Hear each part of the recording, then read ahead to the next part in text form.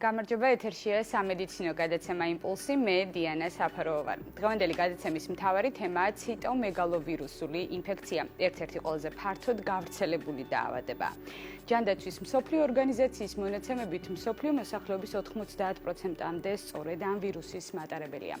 სანამ ამ თემასთან დაკავშირებით ვისაუბრებთ, ნახოთ ვიდეო რგოლი, რომლის შემდეგ სტუდიის სტუმართან გავაგრძელებთ საუბარს.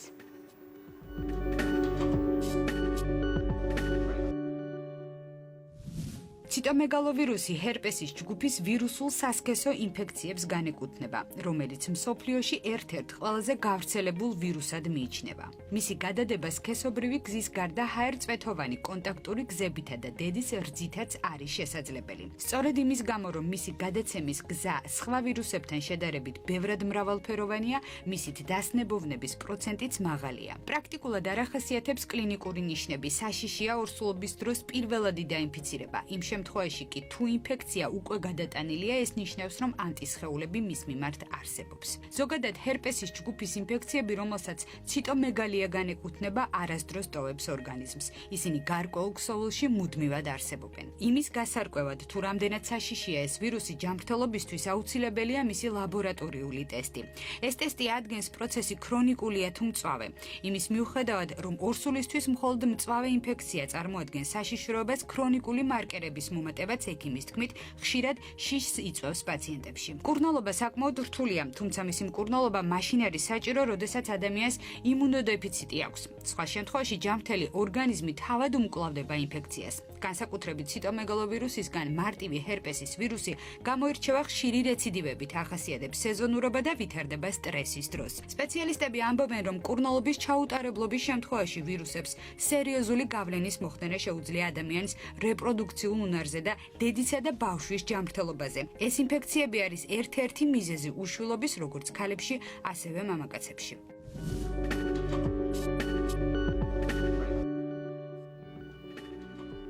რითია საშიში ციტომეგალოვირუსის საინტერესო დეტალების შესახებ გინეკოლოგი ქეთევან კიკაბიძე გვესაუბრება. გამარჯობა ქალბატონო ქეთევან, დიდი მადლობა რომ ხართ სტუდიის სტუმარი. გამარჯობათ, პირველ რიგში მივესალმები სრულად საქართველოს მოსახლეობას, აჭარის ჯანმრთელობას უსურვებ, წარმატებას. დიდი მადლობა ქალბატონო ქეთევან. დავიწყოთ თავარით, რამდენად საშიშია ციტომეგალოვირუსი, ეს არის საინტერესო. რა არ ვიცით მის შესახებ? როგორც აღნიშნეთ, ციტომეგალოვირუსი არის ჰერპესის ჯგუფის ვირუსი, რომელიც ძალიან ხშირად აზიანებს ადამიანის ორგანიზმს და გავრცელებით პირველ ადგილზეა ვირუსებს შორის. იწვევს ძალიან ბევრ გართულებას. მათ შორის პირველ რიგში, როგორც გინეკოლოგი აღნიშნავდი, უშვილობას. ორსულობის პერიოდში კიდევ იწვევს სხვადასხვა ნაყოფის განვითარების მანკებს, ანომალიებს, ნაყოფის და განვითარების შეფერხებებს, პნევმონიებს, სპლენომეგალიებს, ანუ დიდდება ღვიძლი და ელენთა, ანემიები, სიყვითლე და ასე შემდეგ. დიახ. თვითონ რო მიხვდეს ქალი, რა სიმპტომები ახასიათებს ამ დაავადებას, ამ ვირუსს უფრო სწორად? მოდით დავიწყოთ იქედან, რა არის ციტომეგალოვირუსი. ეს არის ვირუსი, რომელიც აზიანებს უჯრედს. უჯრედი კარგავს გამრავლების უნარს, ის სივდება და მიკროსკოპში რომ ჩავხედოთ, ძალიან მოგვაგონებს ბუს თვალებს. აქედან გამომდინარე, როდესაც ადამიანის იმუნიტეტი არის დაბალი, ის აბსოლუტურად აზიანებს მთლიანად მთელ ორგანიზმს. ამიტომ ის ადამიანები, რომლებიც არიან დაბალი იმუნიტეტის მქონეები, განსაკუთრებით HIV ინფექციის მტარებლები, სხვადასხვა სიმსივნეებით დაავადებულები, ეს ადამიანები უფრო დიდი რისკის ჯგუფს წარმოადგენენ, ვიდრე სხვა დანარჩენები. გასაგებია, როგორ ხდება თვითონ ქალბატონო ქეთევან ნაყოფის დაინფიცირება? ნაყოფის დაინფიცირება გავერკვიოთ იმაში, რომ ციტომეგალოვირუსი არის ორნაირი, ორი ტიპის. ეს არის პირველადი და რეკურენციული, ანუ შებრუნებული. როდესაც ორსულობის პერიოდში სნებოვნდება ორსული ციტომეგალოვირუსით, საშვილოსნო შიდა დაინფიცირება სადღაც 40-50%-მდე იზრდება ნაყოფის, ხოლო თუ ეს ხდება განმეორებით, მაშინ 1%-მდე დადის. ნაყოფის დაინფიცირება. კი, და როგორ ხდება მაგალითად თანდაყოლილი ინფექციების კლინიკური გამოვლინებები? თანდაყოლილი ინფექციების კლინიკური გამოვლინება ორსულობის პერიოდში ეს არის ნაყოფის ზედაგანვითარების შეფერხებები, მიკროცეფალიები, სხვადასხვა განვითარების ანომალიები, ნაყოფის ანემიით გამოწვეული სხვადასხვა ცვლილებები, რაც ხშირად დიაგნოსტირდება ულტრაბგერითი კვლევებით და ასე შემდეგ. და ორსულთა ინფექციების მძიმე შედეგები, ქალბატონ ქეთევან, როგორ შეიძლება თავიდან რო ავირიდოთ? ყველაზე კარგი არის, სანამ ქალი გადაწყვეტს დაორსულებას, გეგმიურად უნდა გამოიკულიოს ყველა ვირუსზე, განსაკუთრებით როგორც ეძახოდნენ კოსმოვირუსებს, ციტომეგალოვირუსი, ჰერპესი, ტოქსოპლაზმა, ქლამიდია, შესაბამისი მკურნალობის შემდეგ, განმეორებითი ანალიზის შემდეგ, დასტურის შემდეგ, რომ ეს ვირუსები უარყოფითია, ანუ არააქტიურია, ამ შემთხვევაში შესაძლებელია დაორსულება. და ეს ყველაფერი გამოიწვევს, რა თქმა უნდა, ნაკლებ გართულებას, როგორც ნაყოფის მხრიდან, ასევე დედის მხრიდან. დიახ, და კიდევ ერთი ფაქტი, ანუ სამწუხაროდ ადამიანის ორგანიზმში მოხვედრილი ციტომეგალოვირუსი იქ სამუდამოდ რჩება, ხო? ხო, და მე ციტომეგალოვირუსის განკურნება შეუძლებელია, უბრალოდ აქტიური ფორმა უნდა იქნას გადაყვანილი აქტივობის შემცირება ხო შეიძლება? ბატონო? აქტივობის შემცირება ხო შეიძლება? რა თქმა უნდა შეიძლება და ამიტომ ყველაფერი უნდა გავაკეთოთ იმისთვის, უნდა ჩავიტაროთ არაორსულობის პერიოდში შესაბამისი მკურნალობა და ეს მკურნალობა ეხება არა მარტო ქალბატონებს, არამედ მათ პარტნიორებს. ეს აუცილებელი პირობაა. სხვა დანარჩენ შემთხვევაში აზრი არ აქვს მკურნალობას. ქალბატონ ქეთევან, თქვენ როგორც პროფესიონალი და ძალიან ბევრი ადამიანი მოდის თქვენთან და არის თუ არა ისევ სტიგმატიზირებული და ძირითადი პრობლემა ქალებისთვის არის ის თუ არა, რომ თავისი პარტნიორი ვერ ან არ მოყავს თქვენთან, რომ რა თქმა უნდა აუცილებელია რომ ორივე მიმკურნალოს, ხო? მაშინ და მეთანხმებით, ანუ ერთი ადამიანის, ანუ ამ შემთხვევაში ქალის მკურნალობა არაფერს არ შვება თუ პარტნიორმაც არ იმკურნალა. აი, ამაზე მინდა რომ ვისაუბროთ სტიგმაზე, თუ არის მაგალითად სტიგმატიზირებული მამაკაცებში ეს თემა. ნამდვილად დაგეთანხმებით. მინდა აღვნიშნო, რომ ეხლა ახალგაზრდა თაობა, შედარებით ახალგაზრდა ვაჟები, ისინი ძალიან დიდი ინტერესით ეკიდებიან ყველაფერს ამას, მოდიან, კითხულობენ, იტარებენ კვლევას, მაგრამ შედარებით უფრო ასაკოვნები არ თვლიან ამას საჭიროდ, ამიტომ ძალიან დიდი გულისხმევა ჭირდება მათ პარტნიორებს, რომ მოიყვანონ ექიმთან, მიიღონ შესაბამისი კონსულტაცია და ჩაიტარონ შესაბამისი მკურნალობა. ანუ ჩემი აზრით მკურნალობასაც აზრი არ აქვს, როდესაც მხოლოდ ქალი მკურნალობს, ხო?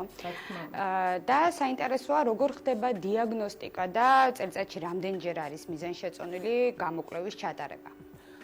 რაც შეეხება დიაგნოსტიკას, ეს ხდება სეროლოგიური მეთოდით. აუცილებლად უნდა იყოს გამოკვლეული ორივე.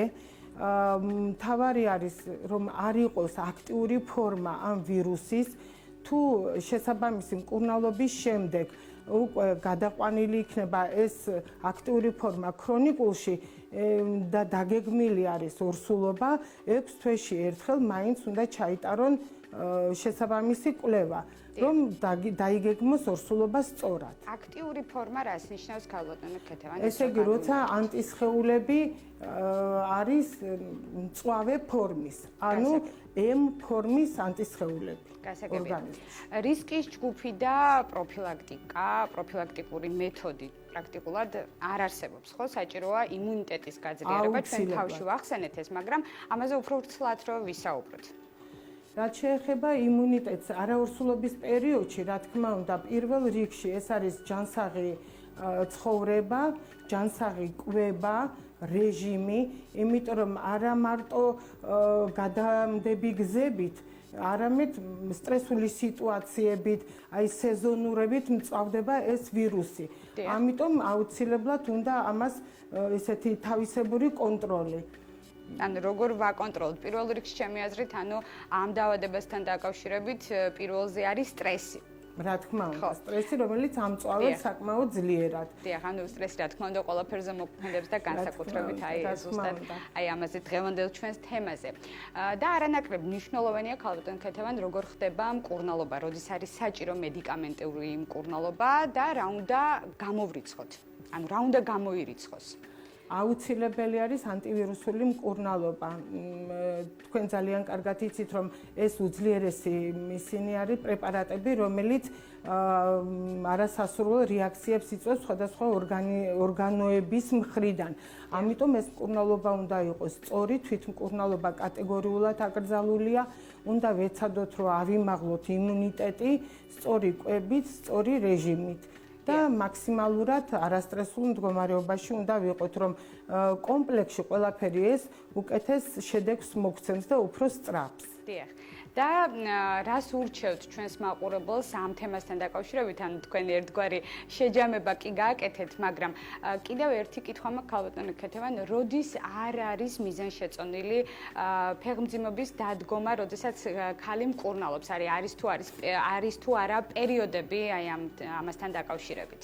რა თქმა უნდა, მკურნალობის პერიოდში ორსულობა კატეგორიულად აკრძალულია და როდესაც კვლევის შემდეგ დადგენილია, რომ M ფორმის ანტისხეულები არსებობს ქალის ორგანიზმში, არც ამ პერიოდში არ არის მიზანშეწონილი, მით უმეტეს მაშინ, როდესაც ტიტრი მაღალია ამ ანტისხეულებს.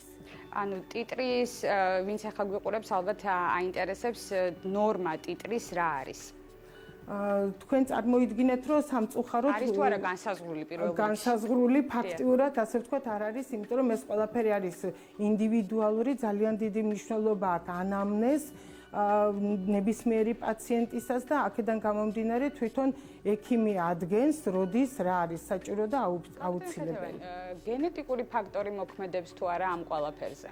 და რამდენად მოქმედებს? დადგენილი ნამდვილად არ არის გენეტიკური ფაქტორის არსებობა, უბრალოდ თუ არსებობს, აი ვთქვათ, ახალშობილში ეს არის დედიდან გადადებული ინფექცია, ვირუსი. ანუ დედიდან აუცილებლად გადაედება ბავშვს, ხო? თუ ორსულობის პერიოდში დაასნებოვნდა პირველად დედა, მაშინ 40-50% არის იმის შანსი, რომ ახალშობილი იქნება დაინფიცირებული. ანუ მაგ დროს შეიძლება თუ არა მაგალითად დედის რძე რომ მიიღოს ბავშვმა და რამდენად ამ დროს მიზანშეწონილი არ არის, იმიტომ რომ როგორც აღნიშნეთ, ეს ვირუსი გადაეცემა არა მარტო ჰაერწვეთოვანი გზით, ის აღმოჩენილია დედის რძეში, ფეკალურ მასაში, შარდში, საშუალოსნოს ყელის ლორწოვანში, სპერმაში და ასე შემდეგ. ანუ ბავშვს რა ზიანის მიყენება შეუძლია მაგალითად აი ამ შემთხვევაში დედამ ძალიან ესე ვთქვათ ცოტა რთული შეკითხვა არის, მაგრამ მაინც აუცილებლად უნდა დაგისვათ, დედამ რა ზიანი შეუძლია რომ მიაყენოს ბავშვს ახალდაბადებულ ბავშვს. შეიძლება დედა მაგალითად არ იცოდეს და მაგალითად ბავშვის რძიდან, ანუ მინდა რომ დედებს მივაწვინოთ ეს ხმა, რომ არავითარ შემთხვევაში არ იკვებოს ბავშვი დედის რძით და კიდევ რა დავამატოთ. არავითარ შემთხვევაში მისი ჭურჭელი, რითიც დედა სარგებლობს, ახალშობილის ჭურჭელთან ახლოს არ უნდა იყოს. არავითარ შემთხვევაში პირსახოცების, სხვადასხვა ინდივიდუალური მოხმარების ნივთები ახლოს არ უნდა იყოს ახალშობილის ნივთებთან. გასაგებია.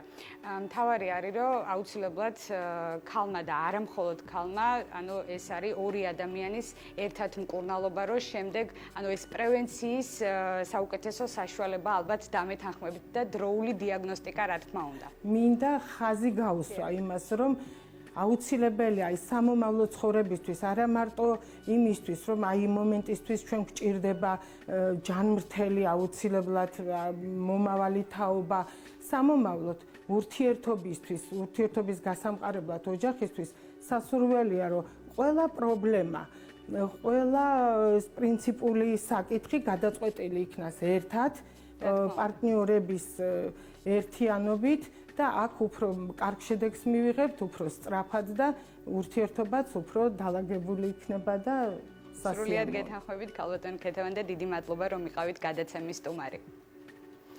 მე კი შეგახსენებთ, რომ ჩვენი გადაცემის სტუმარი გინეკოლოგი ქეთევან კიკაბიძე იყო. მე ჯანმრთელობას გისურვებთ და მომავალ შეხვედრამდე გემშვიდობებით.